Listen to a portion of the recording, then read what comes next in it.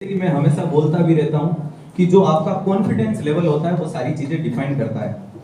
आपको जीवन में ये याद रखना, आपको क्या आता है या क्या नहीं आता है उससे कोई मैटर नहीं कर, कुछ भी मैटर नहीं करेगा। आपका कॉन्फिडेंस इतना पीक लेवल होना चाहिए कि मुझे सब कुछ आता है और मैं सब कुछ सीख सकता हूँ। तो पहला तो सिद्धार्थ सर का कॉन्फिडेंस तो बचपन से इतना हाई था कि लोग देख देख कर कहीं जलते रहते थे कि भाई साहब इसका तेवर अलग ही है।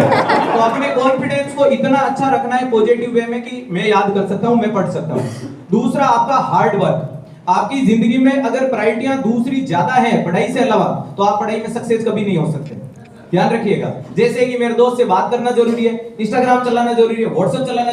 स्टूडेंट क्या करते हैं, गलतफहमी पैदा कर लेते हैं। वो ये करते हैं कि सर 1 घंटा व्हाट्सएप का फिक्स, 8 घंटे नींद के फिक्स, 1 घंटा सुबह शाम रोटी का फिक्स, इसके अलावा दोस्तों से बातचीत फिक्स, फिर अगर टाइम बचे तो इस गरीब पढ़ाई को देते हैं। वो चीज गलत है। समय सारा स्टूडेंट लाइफ में पढ़ाई का होना चाहिए। पढ़ाई से मांगो, सरस्वती माता से हाथ जोड़ के मांगो कि ये माँ नया नहीं 3 दिन से आज 15 मिनट दे दे। समझ पा रहे हो? तब ये चीज होती है कि सर मेरा सब कुछ जो टाइम है वो पढ़ाई में। और जब कंटिन्यूटी सिर्फ किताबों में लगाओगे ना तो दूसरे दिमाग में थॉट प्रोसेस आते ही नहीं है। जब आप दिन रात आप निरंतर पढ़ाई करोगे तो आप रात को सोओगे। जो दिन में मान लो पीडियाट्रिक पढ़ा है तो रात को इंटरसेप्शन, हिंसपंख डिजीज, एग एंग्लियोरी मेगाकोलोन वो अगर घूम रहे हैं इसका मतलब आपका रिवीजन हो रहा है। और मैक्सिमम अपने कमांड बनाने के लिए आपको क्वेश्चन प्रैक्टिस करना है, आपको रटना नहीं है। और क्वेश्चन में हमेशा बोलता हूं सिर्फ रैशनल वाले क्वेश्चन पढ़ो। खूब सारे बच्चे कई बार बोलते हैं सर कोई किताब, तो किताब लेने जाओ, टेक्स्ट बुक लो तो अच्छी बात है, नहीं दुकान पे खोल के यूं फर्राटेदार देखना जू जू जू जू जू। रेशनल हो तो ले आना, नहीं हो तो वापस रख देना।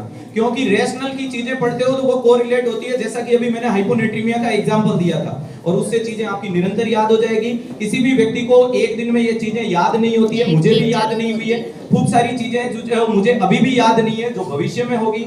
लेकिन आप डेली अगर प्रैक्टिस के साथ में खुद से वादा, मेहनत ज्यादा और मजबूत इरादा, ये 3 चीजें अगर ठान ली तो कोई माइका लाल तुम्हारे कंसेप्ट नहीं होगा।